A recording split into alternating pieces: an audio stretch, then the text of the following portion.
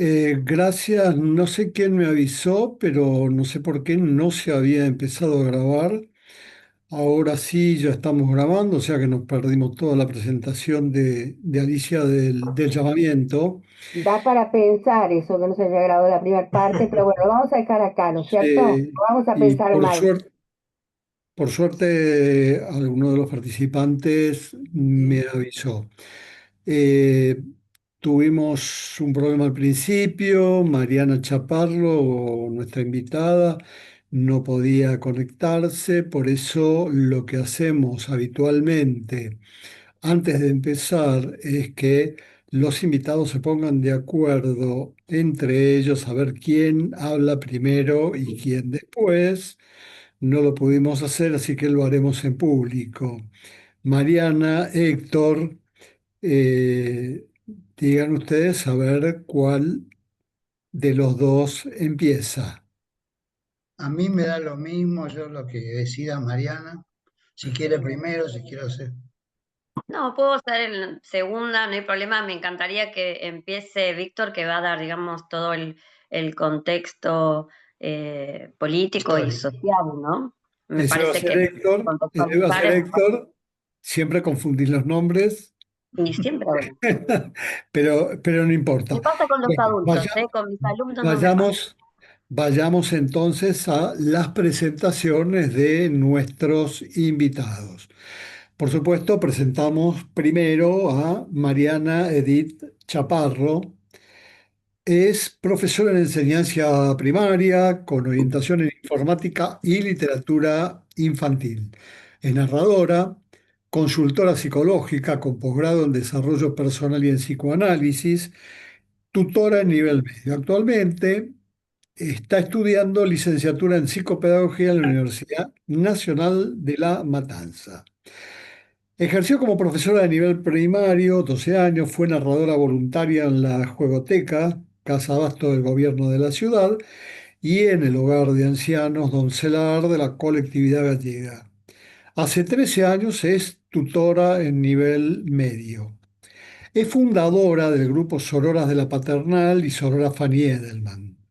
Desde el 2018 al 2021 hizo acompañamiento a mujeres víctimas de violencia con el grupo Sorora Fanny Edelman. Desde 2021, perdón, es conductora del programa Sin Pinzas Sinceras en Radio Asamblea. Y desde el año 2024 y actualmente es miembro de la Comisión de Género Consultivo de la Comuna 15. Paso ahora a presentar a Héctor Gurbit. Es licenciado en periodismo, es poeta, es escritor, es matemático y además es mi hermano. Y como se me queja de que cuando lo presento no quiere que haga un speech muy largo, le doy la palabra ahora para que empiece Héctor con su exposición. Así que, por último, y antes de darle la palabra a Héctor, le pido a los que no están muteados que se muteen para que no haya ningún ruido que interfiera en la exposición de los invitados, ¿sí? Les agradezco a todos que lo hagan. Gracias. Héctor, Bueno, adelante. gracias. Bueno, gracias Víctor, gracias Alicia, gracias por la invitación.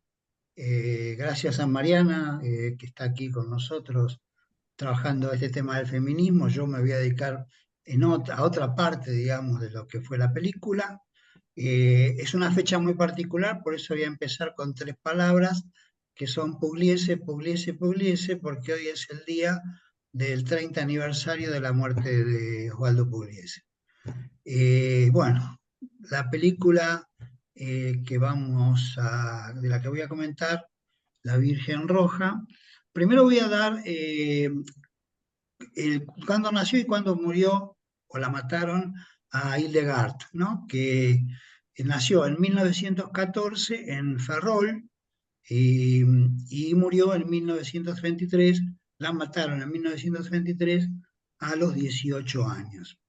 Esto es importante para estar en contexto respecto del momento histórico que estábamos viviendo. Bueno, conversando, ¿no? En un momento con mi compañera sobre esta película y sobre el caso de Hildegard, que es un caso real, sugirió ella, con muy buen criterio, la referencia al mito de Pigmalión, que narra la historia de un escultor que se enamora de su propia creación, una estatua femenina de Galatea, y conmovida por el amor de Pigmalión, Afrodita le concede la vida. Y de allí, como Mariana es psicóloga o tiene que ver con la psicología, aparece un efecto Pigmalión, que es interesante de verlo en el caso de la película, que describe cómo las expectativas que una persona tiene sobre otra pueden influir en su comportamiento y en su rendimiento. Hay unas escenas en la película donde aparece un maniquí que se va quebrando, de alguna manera la metáfora es de esta personalidad de Hildegard que modela a su madre, es una metáfora de la pérdida de poder sobre la niña o algo parecido a eso.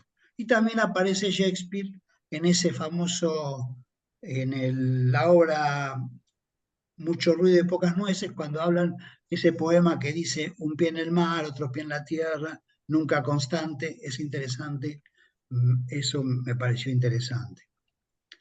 Y buscando en la web me entero que en realidad hay una película previa, hay una película anterior, que fue la primera, se llama Mi hija Hildegard, que es de 1977 y está dirigida por Fernando Fernán Gómez y está basada en un libro que se llama Aurora de Sangre, que escribió Eduardo de Guzmán.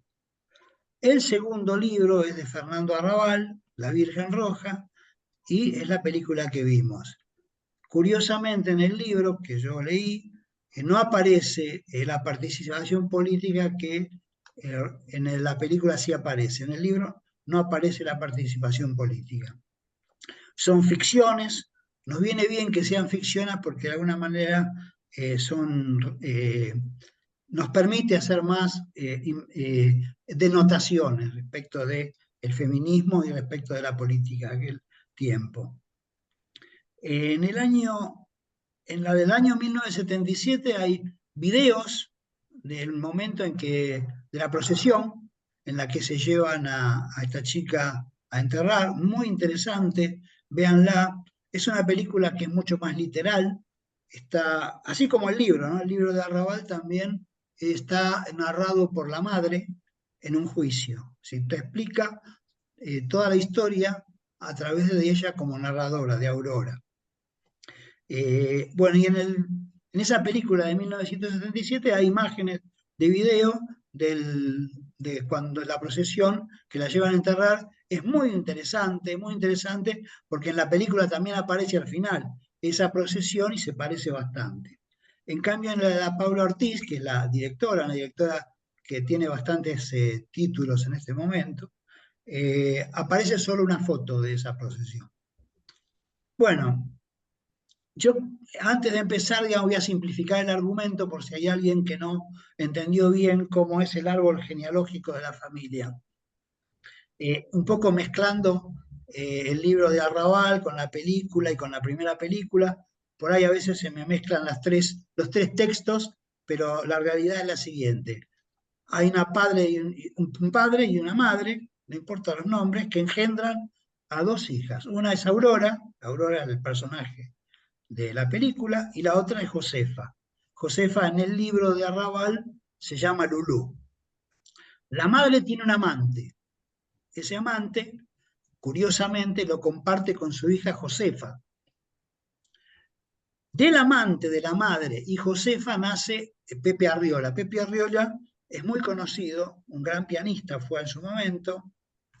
En el libro se llama Benjamín, y bueno, resulta ser en ese sentido el sobrino de Aurora. Aurora es quien lo introduce a Pepe en este tema del piano y resulta ser un pianista muy notable. Ahí aparece en la película el tema este de Pepe, porque ella lo va a visitar. Bueno, Aurora tiene una hija con un sacerdote castrense, su capitán de navío, y esa hija se llama justamente Hildegard.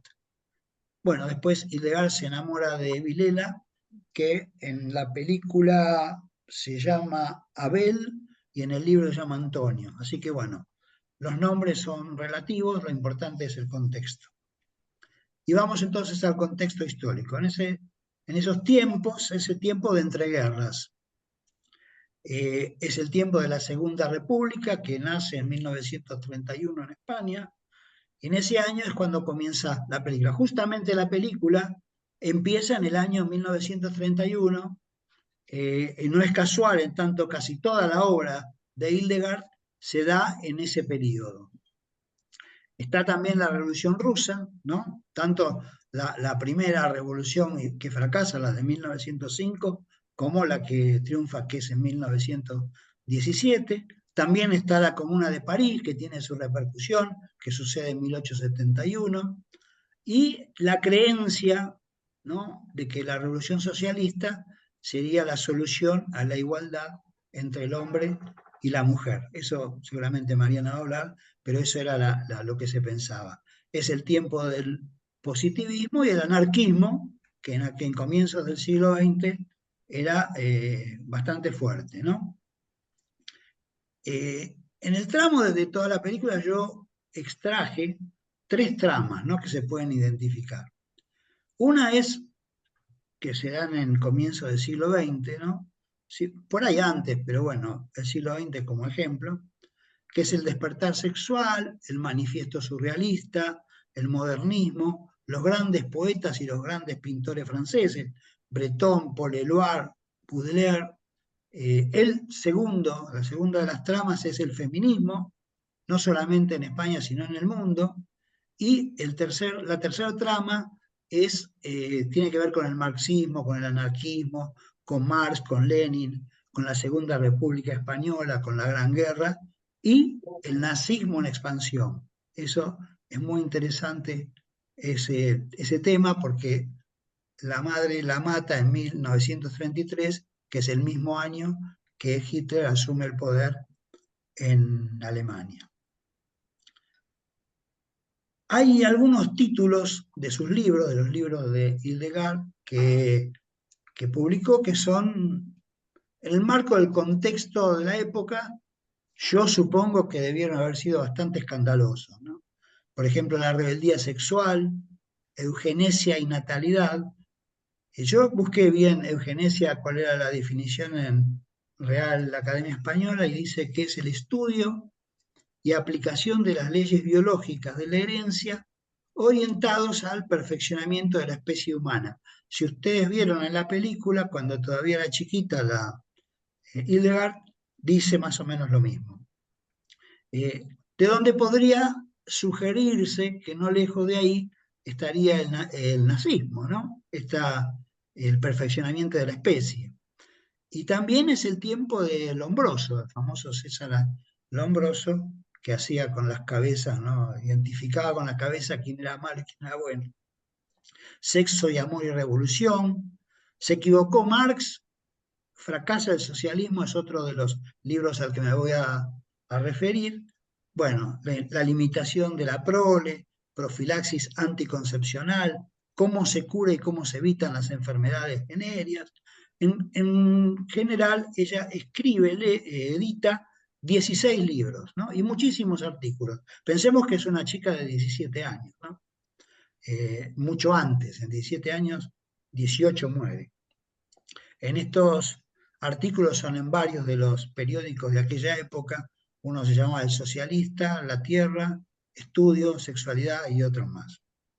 Y una aclaración que quiero hacer, que me parece importante para este tema, que tampoco esa rigidez para la formación puede trasladarse mecánicamente, porque no parece ser posible que prodigios se puedan construir como si fuera un juego de bloques, ¿no? O sea, aparece este personaje, pero no es que uno modela algo y resulta lo que resulta, digamos.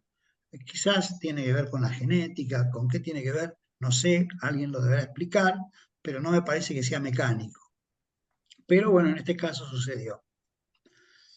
El comportamiento de la madre es bastante contradictorio porque apoyando al progresismo y a la liberación de la mujer versus el dominio que ejerce sobre la hija, es una cosa posesiva, ¿no?, que tiene sobre Hildegard como especie de una muñeca a la que se le da cuerda. Eso está en el libro y me parece que lo de la cuerda está en la primera película, no recuerdo si está en la película que vimos. Y esa adhesión a la eugenesia que la aproxima, a mi juicio, y porque era un tema de esos tiempos, al nazismo en el caso del perfeccionamiento de la raza.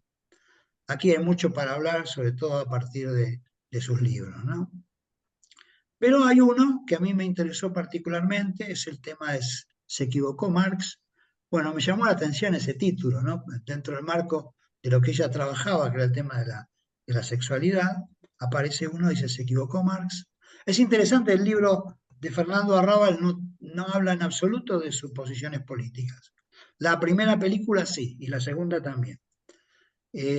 Fue militante de las Juventudes Socialistas, llegó a ser vicepresidenta de las Juventudes Socialistas, fue abogada a los 17 años, se recibió de abogada.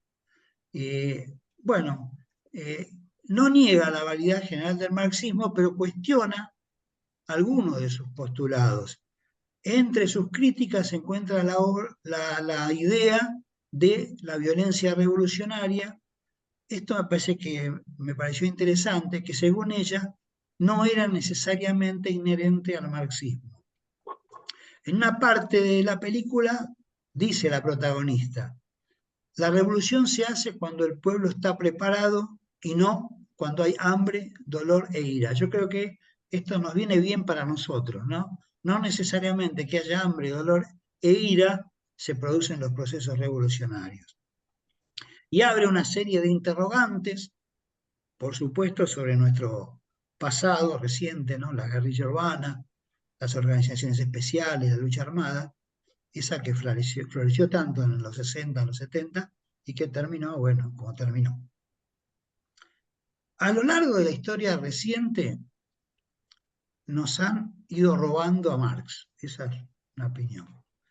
Lo curioso es que los discursos del campo popular terminan siendo eufemismos, ¿no?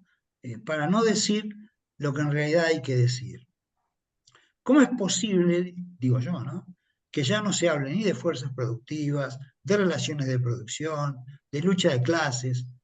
Claro que habría que identificar quiénes son hoy los verdaderos enemigos, ¿no? Transitando lo que sería hoy, bueno, la tercera o la cuarta revolución industrial. Hay quien dice que la tercera revolución industrial comienza a mediados del siglo XX, con la ENIAC y con todas las computaciones, y que en esta sería la cuarta revolución industrial, donde aparece la inteligencia artificial. La primera fue el vapor, la segunda fue la electricidad, y esta de hoy es la tecnológica, que algunos dividen en dos partes, ¿no? Para mí es una sola que comienza en los años 50 con las primeras computadoras.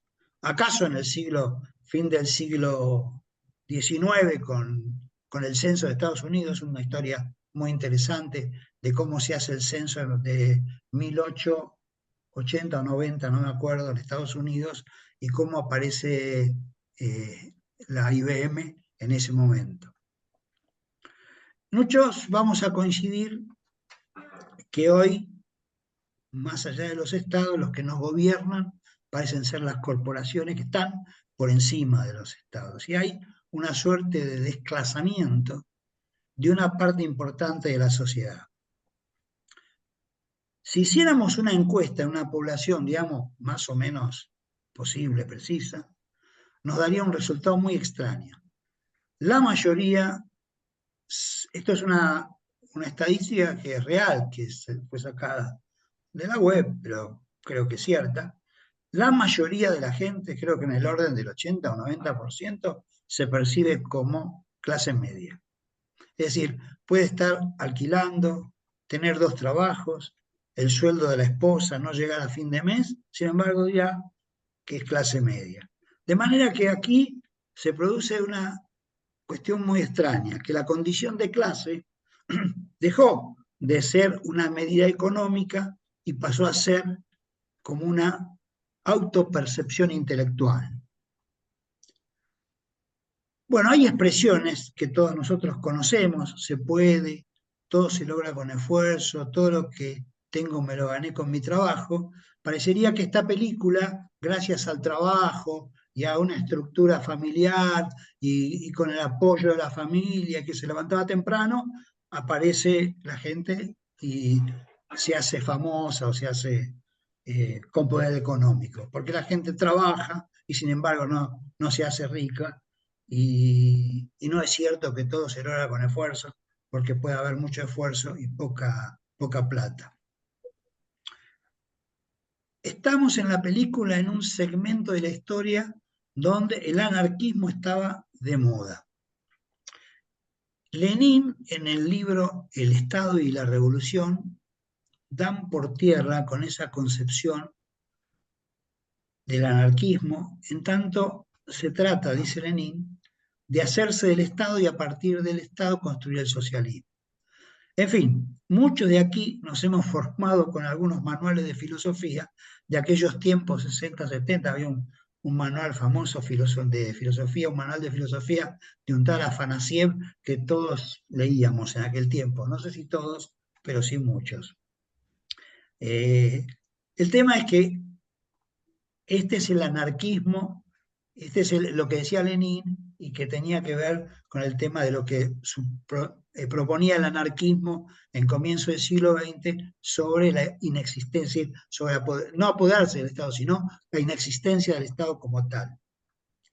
Y implica, según el anarquismo, la destrucción del Estado, pero en un sentido bastante distinto al anarcocapitalismo que propone el actual gobierno, de lo que no voy a hablar porque ya estamos al tanto de todo esto, del topo, de Milei, etc. En el juicio que se le hace a la madre, dice Hildegard, le pide en el juicio la madre, Aurora, dice: mañana, si estoy viva, me iré. No sé si lo recuerdan esa frase, yo no me acuerdo, creo que no sé si está en la primera película, en la segunda o en el texto, pero eso alega Aurora y la mata por eso. Otra cosita que es distinta, o que Héctor, fue... disculpa que te interrumpa. ¿Puedes ir redondeando un poquito? Así Sí, me después le falta un explicamos a párrafo nada más. Mariana y Yo los lo que, lo invitados que, contribuyen después. Después sí, seguís sí. contestando, sí. No, bueno, si en el juicio le pide eso, yo no me acuerdo en cuál de los tres textos que leí, dice ella que Ilegal le pide que la mate. En el libro de Arrabal el narrador es la madre, ¿no? Esto solo digo y ya termino. Dice así: en el principio, para clarificar un poquito cómo la mata. Como temí durante el proceso que se me acusara de loca, mi abogado quiso abovedar su defensa con semejante falsedad.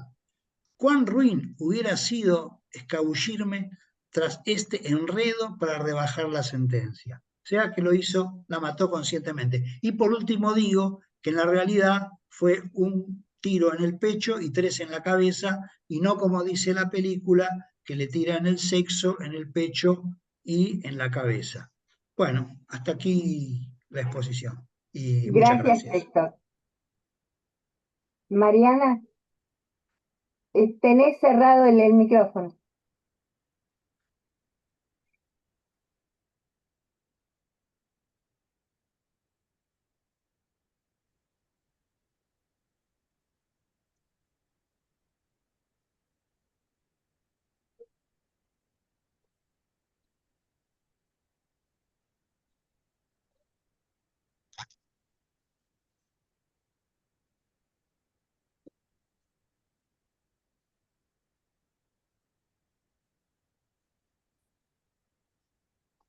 ¿Ahí me escuchan? Sí, te escuchamos. Ah, perfecto. Bueno, disculpen, pero usualmente uso el Meet y poco el Zoom. Primero quiero agradecerles la invitación, bueno, a Héctor y a Víctor, que, bueno, ellos estuvieron en un programa maravilloso de Radio Asamblea, Tapa, Lomo y Contratapa, que, bueno, la verdad es que es un programa que lo pueden buscar en Radio CUT si lo quieren escuchar. Bueno, aprovecho y paso un chivo previo, pero bueno, chivo al fin. Gracias, Quisiera- Mariana. No, por favor. Bueno, hay cosas para decir que la verdad que me impactaron muchísimo de la película, porque se puede tomar desde muchísimos aspectos, desde el social, desde el político, político-económico, obviamente, y también desde lo psicológico, que, bueno, de lo psicológico la verdad es que hay un montón para decir. Eh, Quisiera situar, digamos, la vida de Hildegard conforme a lo que estructuró su madre. Y quiero hacer voy a hacer una salvedad, ¿no? Madre es la que tiene un deseo primario de serlo. Yo cuestiono, por cómo se presenta la película y también por lo que he investigado sobre Aurora, yo la llamaría progenitora y no madre. Y acá esta es la salvedad que quiero hacer. Si bien Aurora mató a Hildegard, yo no diría que Aurora mató a su hija, diría que Aurora mató a su obra, que no es lo mismo, ¿no? Y acá, digamos, mirando la película, encontré bastante poco, a pesar de que es una directora, encontré bastante poco de lo que podríamos llamar feminismo, sororidad, más allá de las intervenciones que son pocas las que se muestra a Hildegard, porque ella las tenía, porque ella tenía ya otra cabeza, pero tenía otra cabeza para el afuera, digamos, de la boca para afuera, porque su realidad era una realidad realmente espantosa. Si había un ser menos dotado de libertad en esa película, sin duda era Hildegard. Entonces, debemos hablar de una mujer que la pensó, hablando de Aurora, como un experimento. Que fuera su hija, yo diría que es anecdótico. El hecho eh, de que después aparecieran los titulares, que Hildegard murió en manos de su madre, fue aprovechado también políticamente. ¿Por qué? Porque las personas que juzgaron a la madre, lo que quisieron evidenciar era que estas personas que eran socialistas, eran anarquistas, tenían ideas de libertad, eran personas perversas. Por eso se las juzgó con tanta, digamos, tanta firmeza. Fue a una prisión, Aurora, estuvo un tiempo, de hecho, habló con sus compañeras de prisión y finalmente la terminaron trasladando porque generó tanto revuelo en la prisión que terminaron trasladándola a un psiquiátrico. Nosotros no podemos ver a esta persona como una madre, digamos, en esa figura, no la podemos ver de ninguna manera en este espacio, digamos, en este contexto, no la podemos ver de ninguna manera como madre. Ella desde un principio tomó a Hildegard como una herramienta, de hecho hasta su nombre, que en realidad legalmente no era Hildegard, se llamaba María y tenía como 5 o 6 nombres, no me los acuerdo ahora a todos. Le puso Hildegard porque quería decir algo con su nombre, que no es poca cosa, porque de alguna manera cuando nos imponen a nosotros un nombre, ¿sí? Cuando nacemos, están de alguna manera marcando, entre comillas, nuestro destino. Y eso está en el deseo de las madres, de los padres, ¿sí? Entonces, Aurora sabía perfectamente lo que quería con Hildegard. Esto por eso digo y hago esa salvedad de Aurora no como madre, sino como progenitora. Bueno, si algunas de las presentes son madres, saben que uno hace todo por los hijos, por eso es tan antinatural matar a un hijo. El filicidio es una locura en la concepción de una mujer que es madre. Y bueno, esto es impensado. Por un lado esto. Segundo, la visión de la directora fue, la verdad, menos contar la vida de Hildegard, se dedicó a hablar de lo que era el detrás de Hildegard para afuera, la Hildegard social, la Hildegard que traía todas estas cosas novedosas. De hecho, no sé si lo recuerdan, en un momento la persona que trabajaba en su casa le dice, todo el mundo quiere saber y quiere conocer a la niña que habla sobre sexo. Era, y se lo cuenta casi como un chisme.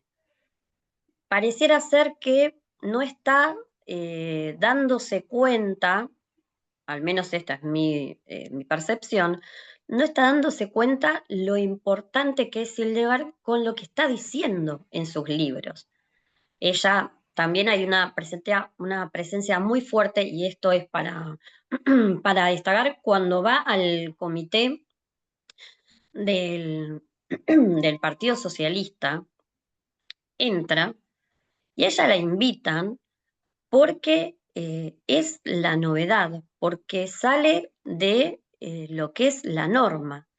Es esa mujer que primero es niña, porque no podemos considerar la mujer más allá de que en esa época a una podían casarla a esa edad, a los 17 años, la podían casar, pero como estaba siempre con su madre, no dejaba de ser una niña. Entonces, primero la muestran como lo atípico. Ella, de alguna manera, está enojada porque entra y no se siente representada porque no hay ningún rostro en el que ella se pueda reflejar. ¿Cuál sería el rostro? El rostro de una mujer. Entonces, ¿qué tanto quieren cambiar al mundo estos si son todos hombres? ¿Sí? Esta imagen creo que es una de las imágenes más fuertes de la película desde el punto de vista de esta visión, que es la visión, digamos, que tengo yo como mujer, porque ellos la llaman por eso, porque es una niña y porque está diciendo cosas que asombran, nada más, y está hablando de sexo. Imagínense y sitúense en esa época, y también hablemos desde el hoy. ¿Cuántas personas no saben, no se conocen? Hay una parte, vieron, que es muy fuerte cuando ellas están sentadas y la madre le dice, estos son los labios mayores, estos son los labios menores. En esa época es impensado una cosa así. Obviamente con esta madre puede pasar. Y otra cosa que quiero hacer mención con respecto a la directora es en la elección de las actrices que iban a ser Aurora e Hildegard. Y que no es poca cosa la elección de las actrices.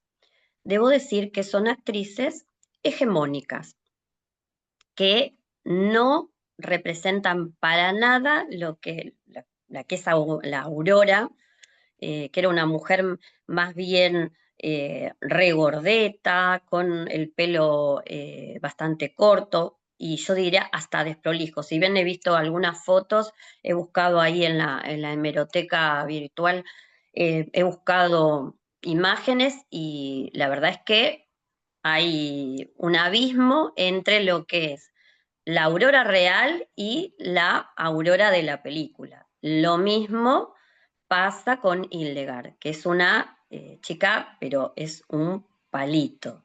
Entonces, desde esta mirada también debo decir que es una película hegemónica, que está mostrando una imagen que se puede comprar. O sea, si ellos venden esta imagen, nosotros compramos. Yo no sé qué hubiera pasado si hubieran elegido dos actrices que fueran o se asemejaran un poco más a la Aurora y a la Hildegard real. Eh, por otro lado, no se habla en la película de algo que es muy importante para nosotras las mujeres y es nuestro círculo de contención. Si bien acá se habla de una madre que persigue absolutamente a su hija hasta el baño, ¿sí? ¿Vieron, se acuerdan que esa escena de que la baña, bueno, se da en varias ocasiones y es un momento muy íntimo que la madre no está respetando, ¿no? Aurora no respeta. Y bueno, eso la verdad es que es bastante chocante. Vieron que en la primera vez que la muestran como que pasa, es más, hasta para nosotros, nosotras que lo miramos, hasta nos parecía natural. Y después sobre el final, ese reclamarle de Hildegard cuando se da vuelta, porque ahí, ¿saben cuándo evidenciamos esta invasión de la privacidad de Aurora a Hildegard? Cuando le dice, no te voy a dejar sola, ni siquiera cuando vayas al baño. Yo creo que ahí somos conscientes de que está bañando a una chica con 18 años. Es tremendo, es tremendo. Digo, por eso digo, hay tantos puntos para analizar desde el punto de vista psicológico con esta mujer, esta progenitora, que simplemente la ve como una obra y por eso mismo la mata, porque ella tiene una finalidad. Fíjense que hasta la elección del progenitor, un sacerdote, porque un sacerdote no la iba a reclamar. Entonces, su obra era su posesión. Y acá tengo que decir algo, obviamente. ¿Acaso hasta ahora no somos un poco nosotras las mujeres una posesión? Sobre todo ahora, bueno, con este gobierno desde ya, que hay un recrudecimiento, no solamente acá en Argentina, sino a nivel mundial de todos estos movimientos que quieren retroceder en todas estas luchas que hemos conseguido como mujeres, ¿no? De poder elegir con quién nos casamos, poder elegir si nos casamos o no, si queremos tener hijos o no, si queremos ser madres o no, y en el caso de quedar embarazadas, si queremos seguir adelante con ese embarazo o no, ¿sí? Eh, todo esto ya se lo cuestionaba Hildegard y de esto, la verdad que la película habla, yo diría que poquísimo o nada. Bueno, esto para decirlo, yo tengo, la verdad que la película es muy fuerte, ¿sí? En imágenes, pero al mismo tiempo la encuentro como muy vaciada de todo lo que era la teoría de Hildegard. Y más allá de esto, quiero decir algo con respecto a lo que había dicho Héctor antes, que bueno, en realidad todo lo que dijo me gustó muchísimo, pero el tema de estas mujeres, que son unas mujeres de clase alta, porque no son mujeres trabajadoras. Ninguna de las dos trabaja más allá de que Hildegard escriba y venda sus publicaciones a un diario. O sea, viven cómodamente, ¿sí? Esto les pasó y llamó la atención y llegó a este lugar estas mujeres porque tenían el dinero para hacerlo, ¿sí? Y hablando, bueno, no nombré el tema de la contención, Hildegard tenía intercambios epistolares con Campoamor. De hecho, ella, bueno, esto no está en la película, pero ella intercambiaba cartas en las cuales le contaba que ya no aguantaba más, que ella no quería seguir estando bajo la tutela de su madre. Desde ya, obviamente, debe haber interceptado muchas de estas cartas porque después la mata, porque ella ya tenía un plan para irse, eh, para trabajar con Wells. Ella cuando él estuvo en España, ella fue su traductora, así que él la invitó para trabajar en Gran Bretaña y bueno, no era una chica que era completamente sumisa, que en la película la muestran así, ella se revela. Yo creo que toda esta actitud que tenía de ir contra lo que la madre decía, que en determinado momento de la película lo dice, o sea, yo, como que ella es dueña de sí misma. De alguna manera le está diciendo, yo no soy tu obra. Y por eso Aurora la mata, ¿sí? Y la película no es fiel en este sentido porque en el juicio, antes en realidad, cuando Aurora mata a Hildegard, sale y la mata durmiendo, no la mata como se ve en la película.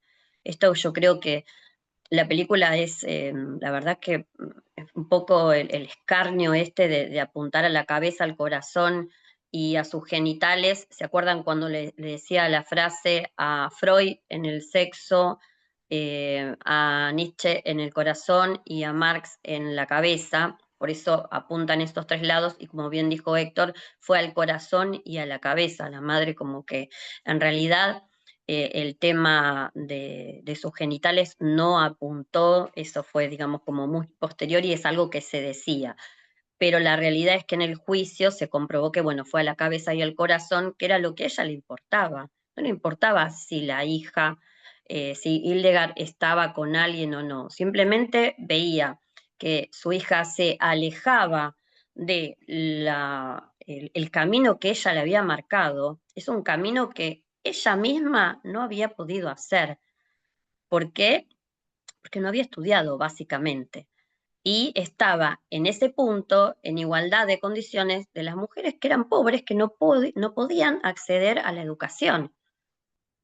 Entonces, ella se veía como coartada por no saber, aunque tiempo después se dijo que quizás muchos de los artículos que Hildegard escribía podrían haber sido escritos en conjunto con su madre. Por ejemplo, el tema de la eugenesis, porque uno habla de la eugenesis y habla de la perfección de la raza humana, y una chica de 18 años, por más brillante que sea, la verdad que no me la imagino de esta manera, es bastante cuestionable que ella haya tenido esta idea eugenésica, por eso se cree que ese artículo fue escrito por su madre, porque ella sí tenía esta idea bastante arraigada, y de hecho a la vista está que eligió, porque no lo pudo hacer en forma artificial, a un hombre que no podía reclamarla ni demás, y eligió a un hombre muy puntual que tenía ciertas características físicas y bueno, del pensamiento también. Entonces, realmente todas estas cosas en la película muy por encima. Y el tema de la lucha feminista, prácticamente sacando la escena en la que ella está en el comité del Partido Socialista, sacando eso, la realidad es que no lo vemos, al contrario, vemos en la película un sometimiento tan grande de Hildegard a Aurora, que está bastante lejos de lo que es la lucha feminista y bastante lejos de lo que es la sororidad, que en el único momento que se puede ver es cuando, no es un único momento, en varios momentos de la película, en la persona que trabaja en su casa, ¿no? Que se acerca, le da cariño, le hace un vestido, no sé qué tan cierto debió ser esto, pero me parece que todas las muestras de cariño se ven con esta persona que trabaja en su casa y no se ven en Aurora.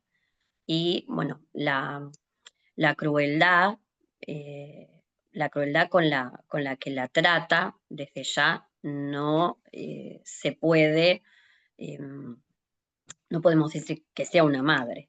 Y bueno, bastante poco de feminismo en la película, desde, ya les digo, desde la elección de las actrices. Fíjense que la bondad solamente estaba marcada en la persona que trabajaba y también en la persona que trabajaba en el periódico, que ve esto, ve toda esta situación de sometimiento que tiene Hildegard con Aurora. La verdad que es impactante, mucho para analizar desde el punto de vista psicológico, porque si hay algo que queda bastante claro es la vida de Aurora, porque la verdad es que la de Hildegard no se ve reflejada más que por ser la obra de Aurora. Y hay un libro que se llama Mi hija Hildegard, que es de la misma Aurora Rodríguez, en la que ella, digamos, cuenta esto. Y ella se justifica diciendo que ella le dio la vida con una finalidad, la finalidad no la cumplió, que eso sí lo dice en algún momento, le dice, no te olvides a lo que está llamada, ¿no? Cuando ella quiere ir y conoce a este muchacho que en la realidad no se sabe si es cierto porque Abel nunca confirmó que hubiera pasado algo con Hildegard, igual tampoco para la época hubiera sido decoroso que dijera sí, Hildegard y yo tuvimos algo. Y la justificación de Aurora de, bueno, es mi obra y no cumple con mis expectativas, la mato porque falló. Y en esto sí hago un paréntesis con respecto a, desde el punto de vista, si lo analizáramos como madre, es que todas, todas las madres siempre tenemos que hacer un duelo, no por haber perdido un hijo, sino por ese hijo, esa hija, ese hijo que tenemos, que no es ni nunca va a ser el hijo que soñamos. Las mujeres o que tenemos hijos, ustedes saben que uno piensa, bueno, mi hijo va a ser, mi hija, no sé, va a ser doctor, va a ser filósofo, va a ser esto, aquello, y pone mucho de sí en esa vida que está por venir. Y cuando nace, al principio, bueno, es ese ser que uno cuida, y después es un ser que es muy diferente a lo que es uno. Entonces, hay todas las que, bueno, somos madres, tenemos que hacer un duelo del hijo que soñábamos y aceptar el hijo, la hija que tenemos y amar esa hija o ese hijo que tenemos, porque en definitiva son de la vida. Este proceso, Aurora nunca lo hace. ¿Por qué? Porque ella tiene la hija que quiere. Entonces, desde el punto de vista psicológico, ese duelo no se hace. Y eso es muy importante que en la película como que pasa y simplemente queda es la obra. Y esa imagen de el maniquí que se va quebrando, ¿sí? Recién ahí, cuando ella, Aurora, se percata, y lo vemos en las sucesivas escenas, de que se está revelando, que es lo lógico que se revele, entonces ahí dice, bueno, esto no va a pasar y la mata. Creo que estuve en tiempo, ¿no, Alicia? Sí, muchas gracias, Mariana. Bueno, yo voy a hacer perdón, estoy como saliendo de una rincita que no me quiere abandonar. Eh, Quiero hacer un pequeño comentario. Me gustaron mucho las dos intervenciones, tanto como la de Héctor como la de Mariana, pero quiero dirigirme a Mariana. Me gusta mucho eso que marcás de que no es madre, sino que es progenitora. Eh, y pregunto, ¿desde qué lugar ella o por qué? Eh, Porque como bien vos marcaste, todas las madres, llega un momento en que decimos, bueno, yo lo llamo cortar el cordón umbilical, o sea, empiezan a vivir su vida y uno tiene que soltarlos. O sea, a veces hay una rabieta, hay edades distintas, pero siempre hay un corte en algún momento. Pero nunca lo pensamos en realidad como un proyecto. ¿Desde qué lugar ella está, dónde está parada? ¿Qué es lo que la motiva?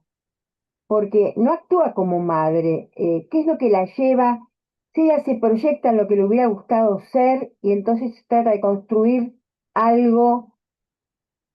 Bueno, no sé si es claro lo que estoy preguntando. Sí, sí. Bueno, para eso hay que conocer un poco lo que es la previa de la infancia de la vida de Aurora. Hablamos de una mujer que no está en su sano juicio.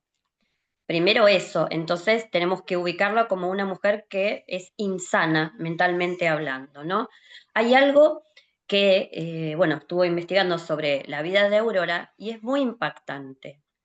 Primero, Aurora no era una niña, una nena normal que a su edad, no sé, 5 años, 4 o 5 años, jugaba con otros niños.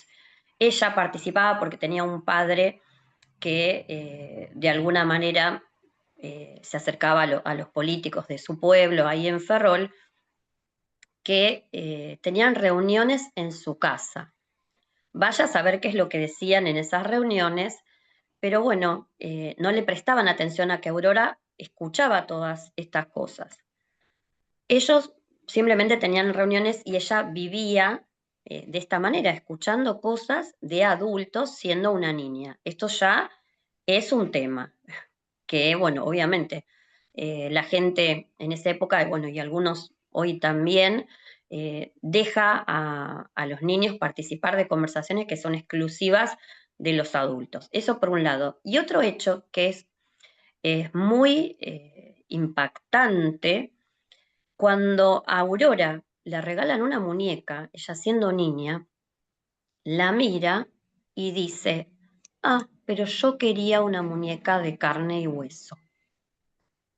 Esto es algo que es revelador. ¿Por qué? Porque una muñeca no tiene vida y no va a ser lo que yo quiero. Una muñeca de carne y hueso sí tiene vida. Pero bueno, acá hay algo que está chocando, ¿no? Y es la libertad de esta muñeca de poder decidir, muñeca de carne y hueso, de poder decidir sobre sí misma. Pero ella en ningún momento dejó de tener una muñeca de carne y hueso.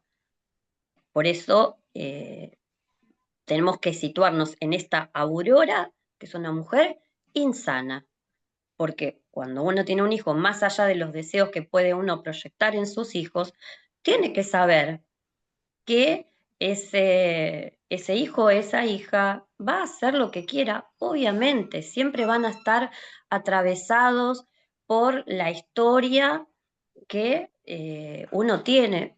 Yo, por ejemplo, digo, bueno, yo soy docente, soy profesora. Cuando era chica quería ser cantante de rock y en otro momento quise ser escritora. Nunca lo hice más allá de escribir algún que otro texto, alguna que otra poesía y demás. Bueno, pasó el tiempo, salí del colegio, fui a la universidad a hacer abogacía y dije, no, yo esto no lo quiero hacer, porque trabajaba en un estudio jurídico, dije, esto no es para mí. Y volví a mi amor, que era la primera decisión, que había sido ser profesora, y en mi casa me dijeron, no, te vas a morir de hambre. Entonces yo que dije, no, voy a renunciar a esto, que ser abogada, que no me interesa y no me gusta, y quiero ser profesora y demás. Ahora, cuando yo tuve a mis hijas, de alguna manera uno proyecta en los hijos, pero jamás les dije nada. Tengo una hija que es profesora de lengua y literatura y mi otra hija es cantante lírica. Uno dice, bueno, evidentemente algo de un poco los sueños pasan sin que uno lo diga. Nunca les dije, bueno, vos tenés que ser esto, vos tenés que ser aquello. Una vez me preguntaron, ¿no? Cuando mi hija mayor tenía como 2 o 3 años, ¿qué te gustaría que fuera? Entonces me quedé así y la miré y ella estaba jugando y se estaba riendo y la miré y dije, quiero que sea feliz. Esto en la película no pasa. Y esto creo que es el mayor deseo que uno puede tener sobre los hijos. Quiero que mis hijos, mis hijas, mis hijas sean felices, como sea, como elijan ser. Y en esto está mucho, hoy por hoy, de respetar lo que nuestros hijos, y ahí voy a poner la E, nuestros hijos quieren ser desde todo punto de vista, las elecciones sexuales, las elecciones de carrera, las elecciones de vida, no son una continuación de nosotros, de nosotras. Nuestros hijos son ellos. Nosotros somos, de alguna manera, los que los ayudamos a llegar, pero después son ellos. Esto con Aurora no pasa nunca. Bueno, muchas gracias, Mariana. María Valentina, pediste la palabra. Estás Sí, hola, bárbaro. ¿qué tal? ¿Me oye? Sí, te Sí, escuchamos. perfecto. Ah, bueno. Bueno, ¿qué tal? ¿Cómo están? Hola, Marian, felicitaciones. Marian es mi compañera en la Comisión de Género del Consultivo, así que cuando vi que estaba como una de las disertantes, le dije, ya voy. Así que además he participado de su programa varias veces. Bueno, me quiero mucho, Mariana, sinceramente es una gran compañera, una gran persona. Eso Es por un lado. mutuo. Gracias. Eso por un lado. Por otro lado, respecto, voy a tratar de ser breve, me ordené los puntos porque anoté varias cosas. Lo primero es muy interesante el contexto histórico yo también me di la idea de, estaba ubicada en que era entre guerras, pero no tuve tiempo de ponerme a buscar el surgimiento del nazismo porque me parece que es muy interesante y muy contextual al proyecto Hildegard. O sea, porque en una parte de la película se habla del proyecto Hildegard. Es decir, es muy impactante desde ese lado, y por eso es muy interesante el contexto que hizo Héctor en primer término. Después, respecto a la película en sí misma, bueno, yo creo que desde algún punto de vista plantea las contradicciones del feminismo, ¿no? Esto que decía Mariana, que se ve poco feminismo y poca sororidad. Yo creo que el feminismo todavía está atravesado por grandes contradicciones en ese sentido, y sobre todo en el tema de maternar hijas mujeres. Eh, a mí me resonó mucho eso de la diferenciación entre la madre y la progenitora, por un lado, que todavía sigue estando atravesada por eh, ciertas cuestiones bastante patriarcales en cuanto a lo que se espera de una mujer, en cuanto a las tensiones que se generan entre las madres y las hijas y demás, ¿no? Eso por un lado. Eh, Eso desde el punto de vista de las contradicciones del feminismo y también las contradicciones del socialismo, que está planteando las contradicciones. A ver, el socialismo, yo lo que interpreté ahí, durante toda la película me resonó el hecho de que a Hildegard se la convoca porque me hace acordar mucho a la frase que se le atribuye al padre de Simón de Beauvoir, que decía de Simona, es tan inteligente como un varón.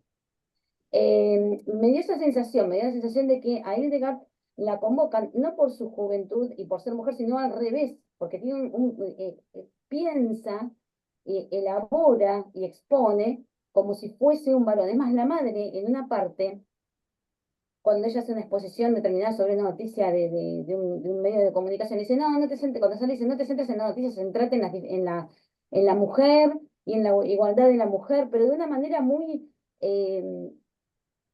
la madre es patriarcal, de hecho, la madre en realidad tiene una conducta totalmente opresiva y patriarcal respecto a la hija, ¿no? Y yo digo, la está equiparando, si se quiere, en esa manipulación de lo que tiene que decir y demás, tanto ella, por un lado, como esa supuesta invitación por lo maravillosa que es, que en realidad no es por eso, por lo menos es mi lectura, sino por cómo la ven, digamos, que la ven como una más de ellos, y a eso es a lo que la quieren incorporar. Es una lectura igual, ¿eh? No, obviamente, capaz no entendí nada, digo, es probable. Después, me impacta mucho porque en realidad el proyecto Hildegard, este es otro punto, tercer punto, es la expresión de lo que hoy llamamos poshumanismo o transhumanismo, ¿no? Que está entre nosotros. Esto desde ya, o sea, esto existe hoy. Esta generación del humano perfecto, digamos, sin errores, sin fisuras, muy propio de, curiosamente, la derecha, que algo mencionaron por acá, incluso el fascismo de la madre, ¿no? El fascismo de la madre, y por eso el contexto del nazismo no es casual, digo, en este caso. Por eso me pareció muy interesante la contextualización desde ese lado. En esta cuestión de un humano que está muy lejos de la felicidad, porque si hay algo que no demuestra la película, y Mariana dice algo de esto, es la felicidad de Hildegard desde ya, pero la madre tampoco. Bueno, nada, en ese sentido me parece que planea una máquina, planea diseña, ¿no? Un proyecto perfecto conforme que funcione de una determinada manera, ¿no? Con determinados propósitos, la programa, por decirlo de alguna manera. Después, y ya voy terminando, bueno, el tema del resquebrajamiento del maniquí yo lo entendí como que, porque se da después de determinadas escenas en las cuales hay un atisbo de oposición de Hildegard. Entonces me da la sensación de que en realidad lo que se resquebraja es el proyecto el cuerpo de Hildegard se resquebraja, es el proyecto de la madre lo que se resquebraja. Ella siente que la hija que su proyecto se está resquebrajando. Eso es lo que me pareció a mí, por lo menos, en relación con las escenas, tenía que volver a verla, pero en relación con las escenas que pude ver. Y después, por último, para ya ir cerrando, bueno, ya lo dijeron, el motivo por el cual la mata, que no lo voy a repetir, pues ya se dijo y está en los comentarios también en el chat. Quería hacer una muy breve salvedad respecto al hecho una contextualización histórica y social, y es que le piden a la madre que firme un varón para cobrar las regalías del libro. Que tiene que haber primero un nombre de una persona mayor de edad, eso por un lado, pero después también que tiene que poner el nombre de un varón para poder cobrar, porque no pueden cobrar, porque la mujer no puede hacer eso. Ahí digo, también hay algo del contexto en lo social y del lugar de la mujer que me parece interesante. Nada más porque si no se va a hacer muy largo y no quiero monopolizar la palabra. Gracias. Bueno, gracias María Valentina. Bueno, ahora le voy a dar la palabra a Eugenia y después a Estela. Y después, si en algún momento quieren Héctor o Mariana responder o agregar algo, les voy a pedir que lo hagan. Ahora les recuerdo, Eugenia y Estela, que traten de ser breves para dar tiempo a los demás de intervenir. Está silenciada, Eugenia, te Sí, escuchamos. ya está. Lo que primero quiero hacer es saludar a Mariana y a Valentina. Yo soy Eugenia, vecina inquieta de la Paternal. Estuve en Sororas y estuve en el Comité por Milagro de la 15.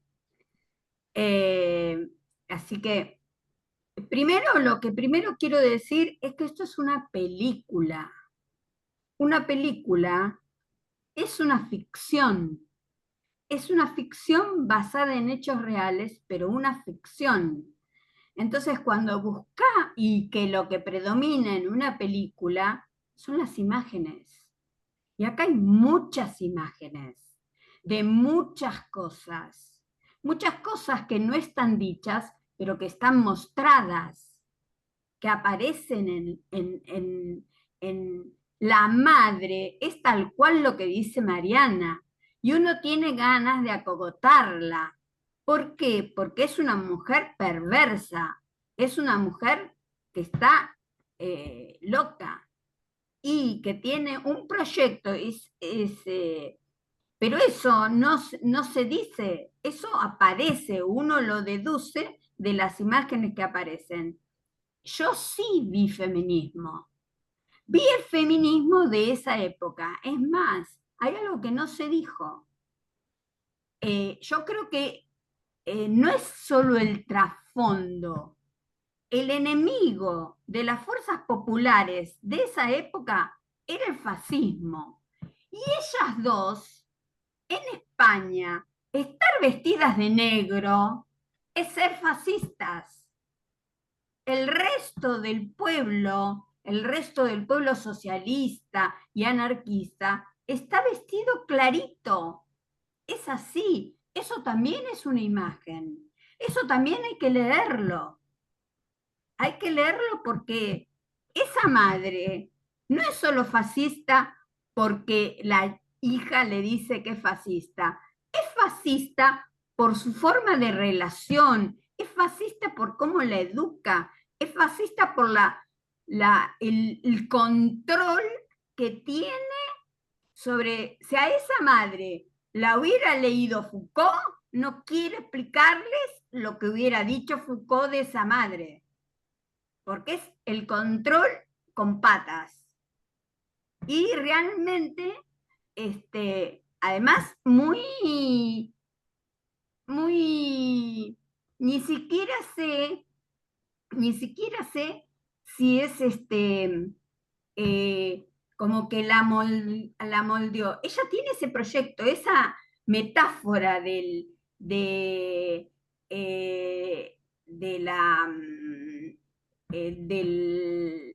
la, de la cosa que se va destruyendo, no me sale la palabra en este Del momento, maniquí.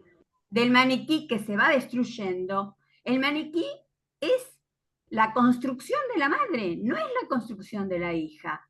La hija pretende una vida y tiene deseos y tiene un montón de cosas que no tienen nada que ver con la madre. La madre es muy perversa y la madre es fascista, es así.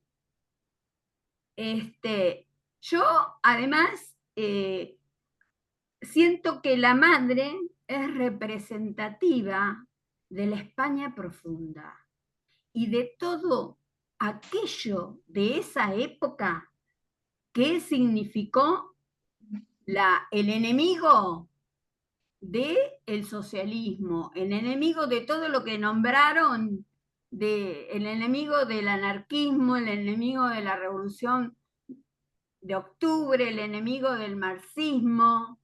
Yo no estoy de acuerdo con que el marxismo haya desaparecido.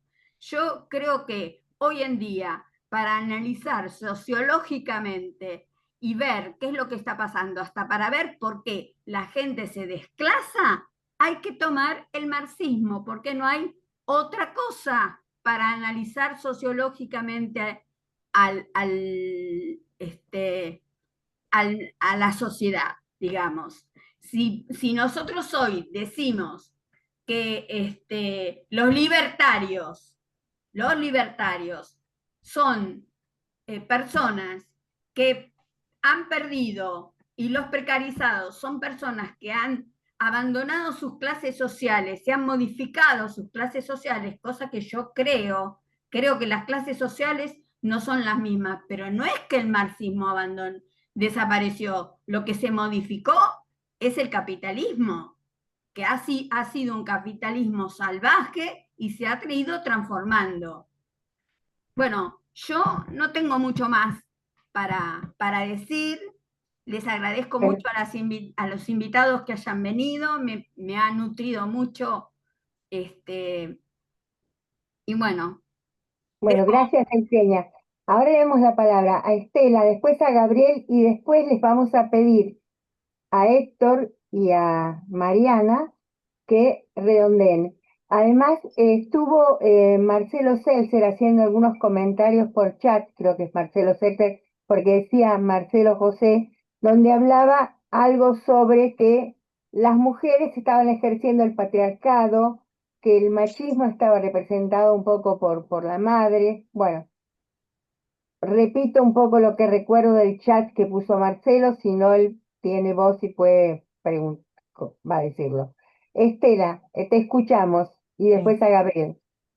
sí. Bueno, muchas gracias por la invitación y por las presentaciones de Héctor y de Mariana. Me parecieron súper lúcidas y aparte que contribuyen mucho a mirar la película desde otro lugar y querer seguir investigando, ¿no? Porque está bien lo que dijo Eugenia, no deja de ser una película, pero nos permite analizar un montón de cosas. Pero coincido con algunos de los chats que estuve leyendo.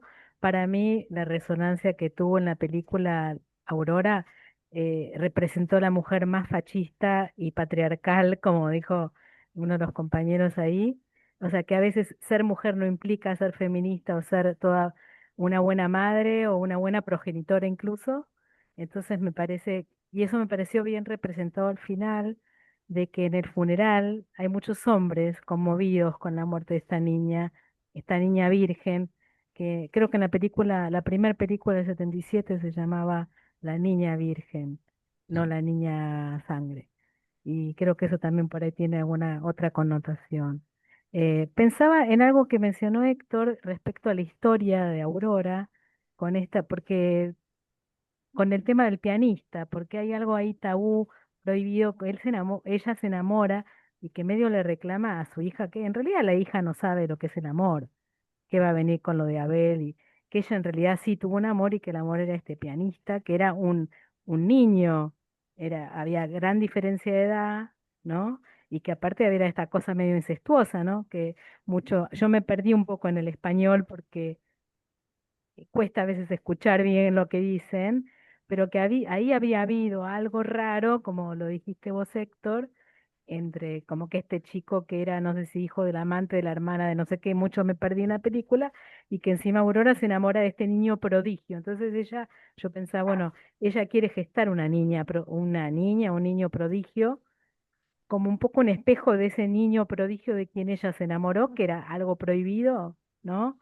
Por la época, primero porque era menor, porque era una cuestión incestuosa, intrafamiliar, qué sé yo, extraña. Quería recalcar eso, que no se pudo profundizar acá demasiado, pero sin duda a mí me repercutió, más allá de todo, que Aurora era tal cual, una persona con una patología mental muy grave, ¿no? O sea, y que es un proyecto narcisista total, donde ella, digamos, produce esta muñeca de carne y hueso que en realidad es el reflejo de ella misma, pero que fracasa en ese maniquí tal cual, que es el maniquí de ella misma. Un maniquí duro, ¿no? No es flexible, se rompe porque es rígido y bueno, se rompe su proyecto, se rompe ella misma, pero bueno, la venganza es matar. Me parece interesante por ahí profundizar, no sé si se podrá ver en algún momento la otra película o los otros videos, o profundizar más en realmente la obra de Hildegard para entender más todos estos pensamientos que quedan, ¿no? No los podemos ver en profundidad en esta película, ¿no? ¿Cuál era el verdadero pensamiento de Hildegard, ¿no? Y coincido en esto de que usa la directora personajes hegemónicos, bonitos, ¿no? Yo miré las fotos de las verdaderas, digamos, quién fue Aurora y quién fue, y eran sí, mujeres regordetas, no constituían, digamos, la imagen hegemónica de la belleza y de todo esto que el mundo nos quiere vender, ¿no? Me parece interesante esa observación. Ahora, ella dice, Aurora, que ella la formó, que ella la educó. Ahí no me cuadra mucho en alguna parte que no sé si vos, Mariana, dijiste que Aurora no tenía educación, porque acá la pintan como No una tenía mujer muy educación, letrada. Estela, no Formal, tenía educación formal, Aurora, formal, pero claro. podía acceder a la biblioteca de Mm. su padre, que era amplísima. Recuerden que en esa época, y muchísimos años después, las mujeres no accedían a la educación formal, y si lo hacían solamente en la escuela primaria, era hasta sexto grado. Mm, mm. Porque ella en la película resalta, ¿no? O sea, que ella la formó, que ella la educó, incluso que hablaba varios idiomas. A veces cuando se enojaba le decía algo en francés, ¿no? Algo Como francés. vamos al escritorio. Bueno, y también el tema de la esclavitud, ¿no? Creo que ella es la esclava de su madre, incluso cuando va a cobrar, la que va a cobrar es la madre, ¿no? Porque por ahí ella podía cobrar su sueldo, ¿no? Ya darle la madre la posibilidad de que ella acceda a ese dinero, ¿no? Pero no se lo permite, ¿no?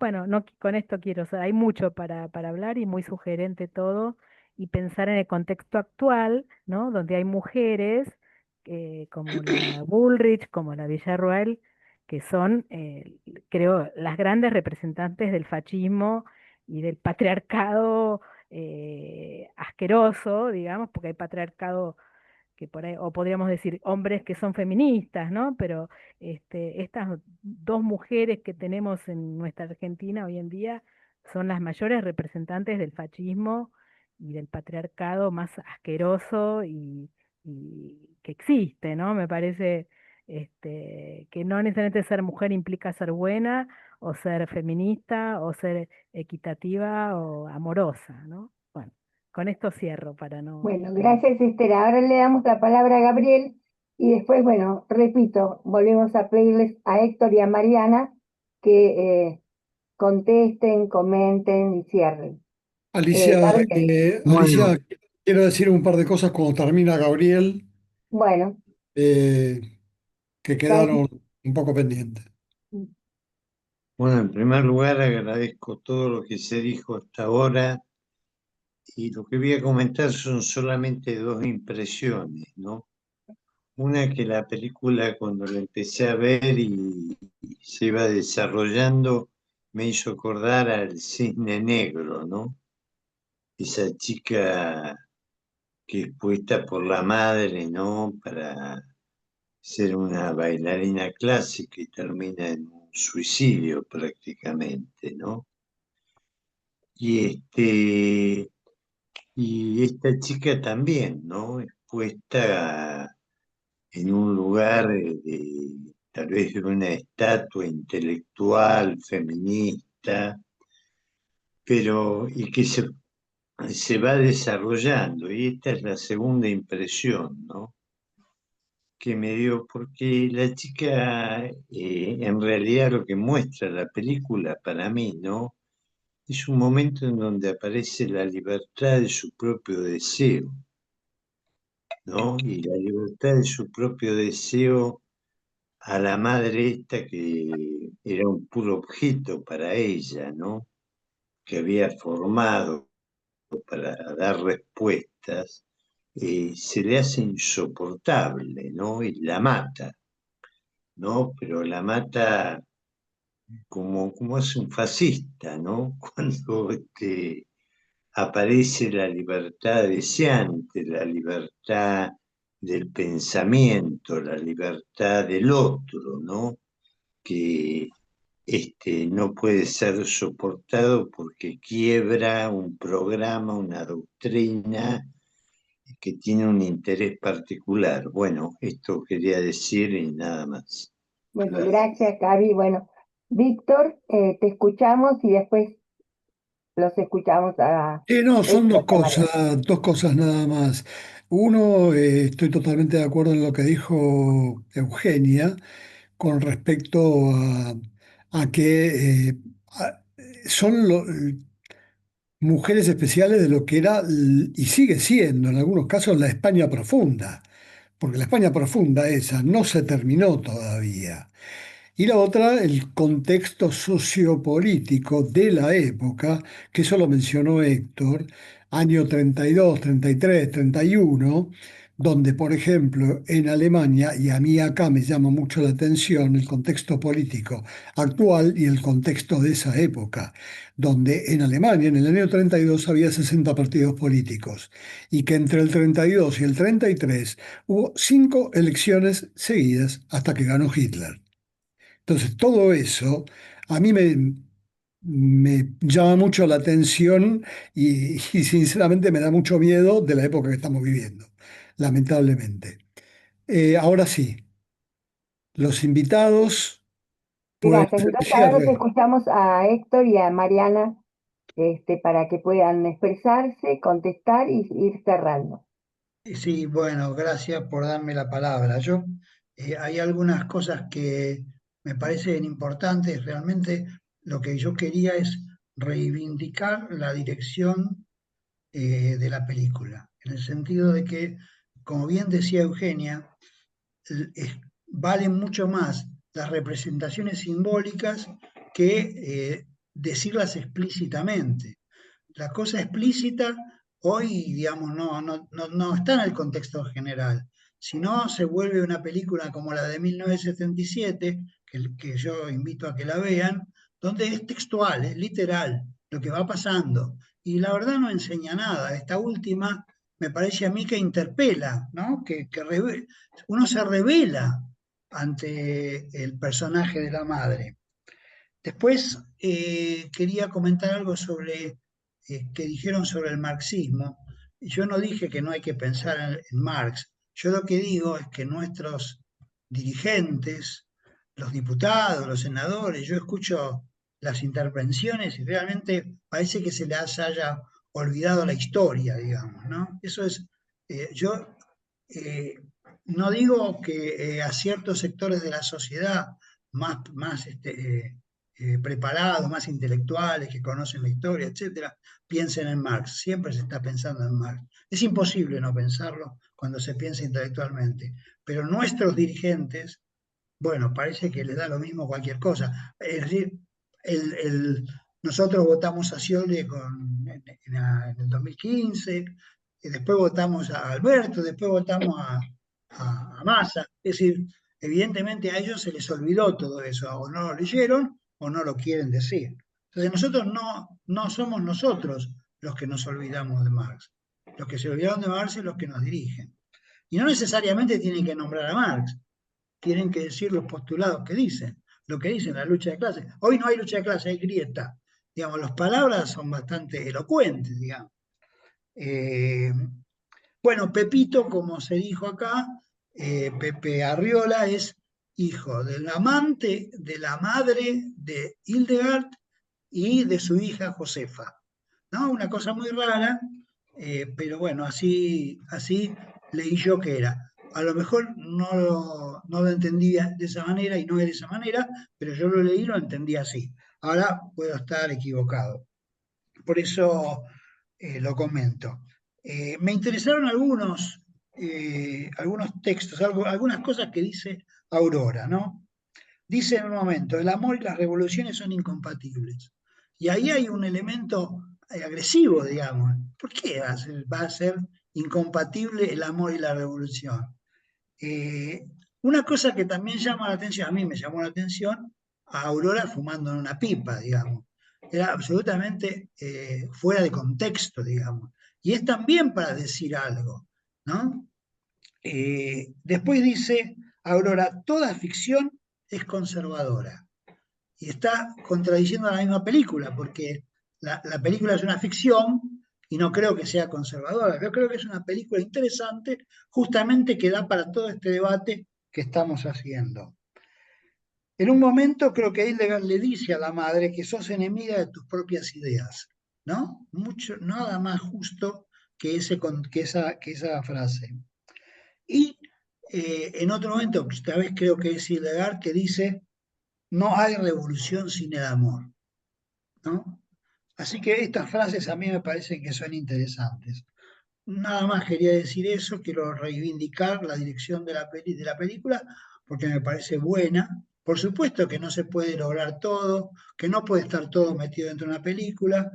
En fin, no es la guerra y la paz que dura 8 horas, pero bueno, en 2 horas hay que poner todos los contenidos que uno quiere poner. Y está muy buena la relación que hacen respecto a la estatua que se va quebrando, diciendo que lo que se está quebrando es la madre y no Hildegard, ¿no? Me pareció muy adecuada esa interpretación. Bueno, gracias, Héctor. Mariana, te escuchamos. Bueno, primero me pone muy contenta, bueno, que estén Valentina, bueno, compañera de la comisión, aparte fue abogada del Ministerio de las Mujeres, Géneros y Diversidad.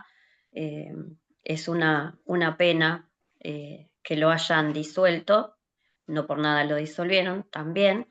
Y bueno, y Euge, que, bueno, Eugenia, por supuesto que es una de las compañeras, una de las 25 que comenzamos con las auroras de la paternal. Hoy tiene 300 mujeres el grupo, pero bueno, surgió de 25 mujeres con la inquietud y con la lucha en el 2018 por el aborto legal, seguro y gratuito, ¿no? La ley de IVE que hoy tenemos y tenemos que seguir defendiendo. Así que bueno, me pone muy contenta esto. Cosas para decir que, bueno, quizás pues lo dijo Héctor, y me gustaría como reforzarlo, el hecho de sentirse clase trabajadora. Y es algo que hoy, eso nos quieren vaciar, todo el mundo se considera clase media. E inclusive, bueno, a nosotros nos llegó una encuesta al colegio preguntándonos a los docentes qué nos sentíamos. Y todos ponían profesionales. Y creo que de todo, bueno, al menos en secundario, que éramos, bueno, somos 27, solo 2 pusimos que somos trabajadores. Podemos ser trabajadores y profesionales, pero no dejamos de ser nunca trabajadores. De hecho, si dejamos de trabajar, nos morimos. Directamente nos morimos de hambre porque no tenemos con qué comprar las cosas. Así que podemos no ser profesionales, pero no podemos dejar de ser trabajadores. Me parece que nos han vaciado de alguna manera desde hace varios años, y este gobierno puntualmente, el hecho de querer ser trabajadores como si fuera algo vergonzoso, ¿no?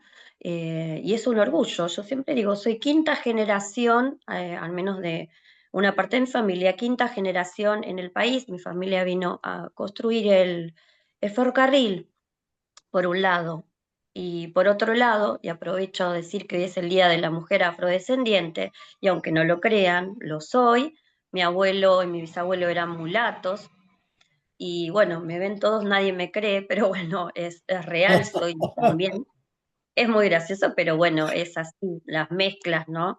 Una mezcla tremenda, ¿no? De vascos, digamos, negros, mulatos y bueno, y también ingleses, debo decir, tengo una mezcla bárbara. Pero bueno, somos esos, somos argentinos. Eh, y quiero decir algo que me, me atravesó muchísimo. En esta película, ¿no? El hecho de eh, que la imagen de la sororidad no aparece.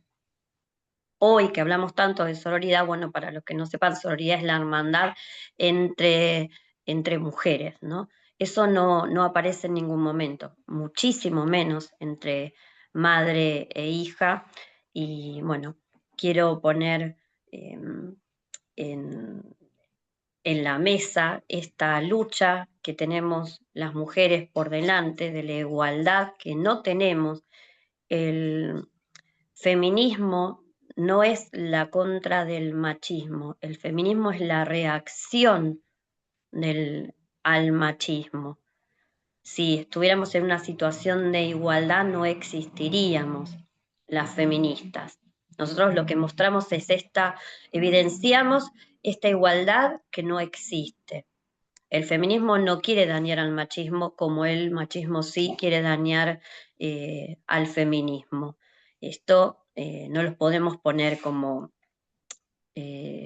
antagónicos, porque la lucha feminista existe porque no hay igualdad, y el machismo existe y es una consecuencia de este sistema, que es un sistema opresor y es un sistema patriarcal. El machismo aparte sostiene este sistema, que es un sistema capitalista, porque por sobre todas las cosas está sostenido por el patriarcado, y sabemos que es la familia que ellos quieren, las familias que nosotros deseamos y nos gusta defender. Ellos defienden esa familia heteronormativa, que son papá, mamá, hijitos, y esa familia, esa célula que ellos muestran que es para ellos, para la gente de derecha, que es la familia real, esa familia es la reproductora de este sistema que es patriarcal, es un sistema misógino, y aparte es el sistema capitalista, que a mi humilde entender es un sistema que ya está caduco, lo estamos viendo, ¿no? Y todas estas cosas que están apareciendo ahora, y este resurgir del fascismo y este resurgir de querer poner a la mujer en su lugar. Vieron que están apareciendo muchísimos videos de, bueno, volvé a tu casa, volvé a tu lugar, tenés que ser de esta manera. La sociedad le impuso a la mujer cómo debe ser. La mujer no es así. Y también le impuso al hombre cómo debe ser, o al varón, mejor dicho, cómo debe ser, porque la realidad es que el varón no es así o no debería serlo. Ninguno de los dos somos lo que deberíamos ser, somos lo que nos ha impuesto la sociedad. Y también no quiero olvidarme del tema de la eugenesis, que si bien es algo que era muy común ese pensamiento en la época, porque el surgimiento de Hitler, o sea, él, digamos, no nace de la nada. De hecho, la eugenesis es la base del pensamiento nazi. Entonces, esto que está haciendo Aurora, que es poner el cuerpo a la eugenesis y tener a esta hija, que esta hija es la eugenesis en un cuerpo, que después ella se quiere correr de esto. Por eso digo que este artículo sobre la eugenesis que escribió probablemente lo haya escrito la madre y no ella, a juzgar por lo que escribió después y por toda esta lucha y este reclamo que sí se ve en la película cuando le dice, bueno, que es enemiga de sus propias ideas. Bueno, me quedo con esto, la lucha Bueno, feminista. gracias, muchas gracias Mariana, muchas gracias Héctor eh, por estar acá, por haber aceptado nuestra invitación, por sus intervenciones que estuvieron extraordinarias, y gracias a todos los participantes que también me encantaron sus exposiciones. Eh, Gracias y gracias y gracias. Y queremos además comentarles que el 1 de agosto, esto es un avisito, el 1 de agosto va a haber un Zoom, que supongo que les va a llegar, de la entrega del concurso literario Dardo Esterovich, que lo coordina Héctor Gurbis. Es la entrega de premios, se hizo un concurso a nivel internacional, fue muy importante, de poesía. Bueno, supongo que les va a llegar la invitación para el que quiera presenciarlo. No sé si está bien lo que estoy diciendo o no tenía que decirlo. No, no, Este, sí, claro, que están todos bueno, invitados. ya que están todos invitados a este Zoom. Y bueno, después en agosto van a seguir un montón de actividades porque el Llamamiento Argentino Judío organiza varias actividades en el mes. Bueno, muchas gracias a todos y nos veremos en Cine Debate el próximo mes, que esta vez va a volver a ser el tercer viernes. Esta vez no lo hicimos porque caía el 18 de julio y quisimos respetar que era la fecha del atentado a la AMIA. Entonces lo corrimos para el último viernes. Ese fue el motivo. Pero el mes que viene volvemos con el tercer viernes. Gracias a todos. Muchas gracias. Muchas gracias a todos. Viva la lucha feminista y la lucha de los trabajadores. Bien. Chao. Por último, lo único que me queda es agradecerles a todos haber participado, pedirle a los que no se adhirieron al llamamiento argentino judío todavía, pueden hacerlo en llamamiento.net y como bueno, dijo Alicia, pero que lamentablemente no se grabó, eh, se aceptan donaciones o inscripciones. En realidad no pedimos mucho, pero de alguna manera tenemos que mantenernos para seguir con las actividades que estamos haciendo. Gracias a todos por haber participado, a los invitados especialmente, Mariana, Héctor, y a los participantes cuyas intervenciones fueron muy valiosas y que siempre nos dejan muchas enseñanzas. Gracias y hasta el próximo tercer viernes del mes de agosto. Bueno, felicitaciones a los Gracias. organizadores. Un abrazo grande, grande, grande. Muchas gracias a todos. Gracias Muchas Martita, gracias. gracias a todos los que están acá. Muchas gracias al llamamiento. Yo Besos, saludo. besos. Vuelvo a saludar a